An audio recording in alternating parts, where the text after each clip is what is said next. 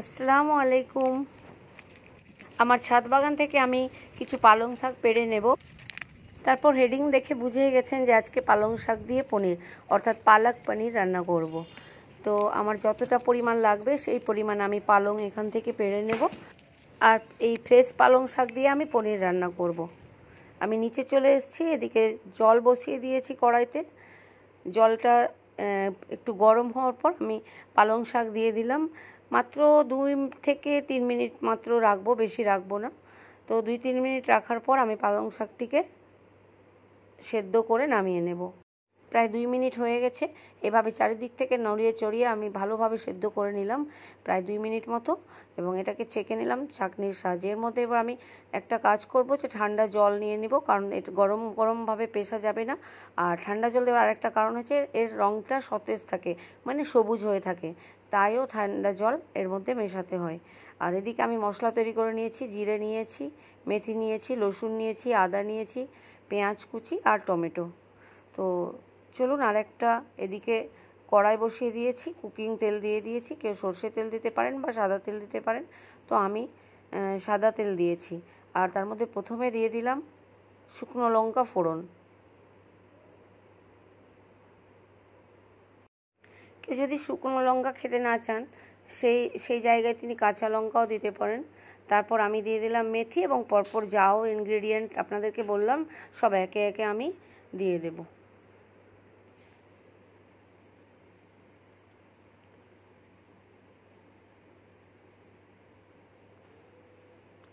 এই সমস্ত কিছু দেওয়ার পর এটিকে আমি হালকা আঁচে ভাজবো, খুব একদম তেজ আঁচ দেব না। তেজ আঁচ দিলে এটা একদম উপর থেকে পুড়ে যাবে, ভিতর থেকে পাকবে না। এইভাবে ভেজে মশলাটা দিলে এর স্বাদ এবং সুগন্ধটা আমার মনে হয় দ্বিগুণ বেড়ে যায়, কারণ এটা ভাজা ভাজা এবং মানে কি আর বলি, রোস্টেড একটা খুশবু এর মধ্যে থেকে ছাড়তে থাকে, আর টেস্টও দ্বিগুণ হয়ে যায়। তো আমি হালকা আছে এটা ভেজে নিলাম, একটু ঠান্ডা করলাম 5 মিনিট মতো, দিয়ে মিক্সির জারে এটা নিয়ে নিয়েছি। এবার এটাকে বেটে নেব।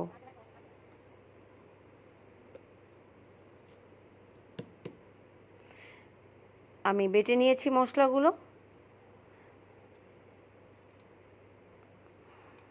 অন্য একটা প্লেটে বের করে নেব, আর ওটাতেই আমি পালং শাক সেদ্ধ করে রেখেছিলাম ওই পাত্রটাই আমি ধুলাম না, ওই পাত্রটাতেই আমি বেটে নেব। তো মশলাগুলো বেটে নিলাম, পালং শাকও বেটে নিলাম, সেদ্ধ পালং শাক যেটা সেদ্ধ করলাম একটু আগে ওটাও বেটে নিলাম। কাঁচা মশলাগুলো বাটার পর আমি এরপর ওর মধ্যে দিয়ে দিব হলুদ, ধনে গুঁড়ো, লবণ,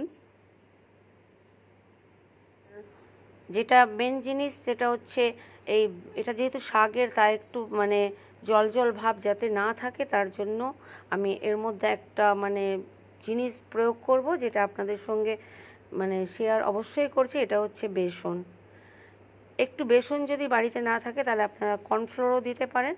তো বেসন অথবা কর্নফ্লোর একটু দিয়ে দেবেন, যাতে করে এটা একটু থকথকে হয়, জল জল ভাব না থাকে। তো এবার আমি একটি কড়াই তৈরি করে নিলাম, উনুনে চাপিয়ে দিলাম, তার মধ্যে দিয়ে দিয়েছি সাদা তেল, আর পনিরগুলোকে ফ্রাই করে নেব হালকা মতো।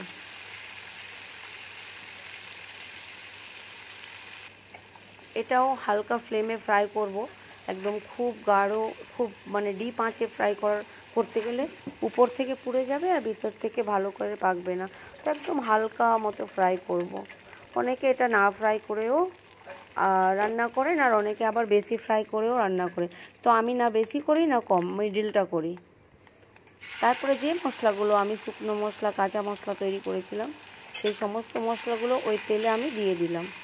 এবার মশলাগুলোকে কষাতে থাকছি। মশলা কষানো হয়ে গেছে, এবার যেটা আমি সেদ্ধ করে রেখেছিলাম পালং শাক বাটা, সেই পালং শাকটা এবার দিয়ে দিলাম। ধুয়ে জল দিয়ে দিলাম, মিক্সিটা ধুয়ে জল দিয়ে দিলাম, কারণ ওর মধ্যে অনেকটা পালং শাক লেগেছিল। এবার একদম মশলার সঙ্গে পালং শাকটা ভালোভাবে পাকা হয়ে গেলে তার মধ্যে পনির অ্যাড করে দিলাম। এবার কিছুক্ষণ নাড়াতে থাকলাম, কষতে থাকলাম। কষা কষা হয়ে গেলে একটু তেল ছেড়ে দিলে তার মধ্যে আমি দিয়ে দিচ্ছি একটুখানি গরম জল। ফিনিশিংয়ে জল দেওয়ার কারণ হচ্ছে একটু একটু লিকুইড অবস্থায় থাকবে, নাহলে অনেকটাই শুকিয়ে গেছিলো। কারণ কি যখন আমি কষছিলাম তো তখন অনেকটাই জল শুকিয়ে গিয়েছিলো। একটুখানি লবণ আমি দেখলাম কি কম আছে, একটুখানি লবণ আমি আবার দিলাম। এবার একদম লাস্টে সব শেষে আমি দুটো জিনিস প্রয়োগ করব, যেটা এর টেস্টকে 10 গুণ বাড়িয়ে দেবে। একটুখানি বাটার দিলাম 1 চামচ। আমি একটু বাটার কম প্রয়োগ করলাম, আপনাদের ইচ্ছে আপনারা কতটা বাটার দেবেন। বাটার দেওয়ার পর এর যে কাড়ুয়া ভাব আছে এটা চলে যায়। তারপর আরও একটু বেটার ফ্লেভারের জন্য আপনারা দিতে পারেন ফ্রেশ ক্রিম।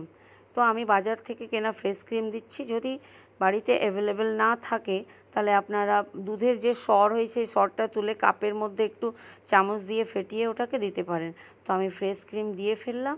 এবার আমার রান্না শেষ পর্যায়ে এবার আমি ওভেনটা বন্ধ করে দেব, আর অন্য একটা পাত্রে আমি এটা নামিয়ে নিয়ে রুটি বা ভাতের সঙ্গে এটা সার্ভ করব। দেখুন আমি বাটার এবং ফ্রেশ ক্রিম দুটো দেওয়ার পর এটা যেন মানে কি লোভনীয় লাগছে, আর খুব সুন্দর একটা সুগন্ধ ছাড়ছে। আমি অন্য পাত্রে খুলে নিয়েছি। এখন এটা রেডি হয়ে গেছে খাওয়ার জন্য। আপনারা অবশ্যই বাড়িতে টেস্ট করবেন আর রান্না করবেন। এটা খুবই হেলদি হয়, কারণ পালং শাক এবং পনির দুটোই খুব হেলদি, আর এটা রান্নার প্রসেসটাও অনেকটাই হেলদি। তাই জন্য মানে শীতকাল হোক বা যে টাইমই হোক, অন্য টাইমে তো পাওয়া যায় না সেরকম সিজনের পালং শাক, তো শীতকালে অবশ্যই আপনারা এই পালং পনির বাড়িতে ট্রাই করবেন। এটা বাচ্চা বুড়ো সবার জন্যই এটা খুবই উপকারী।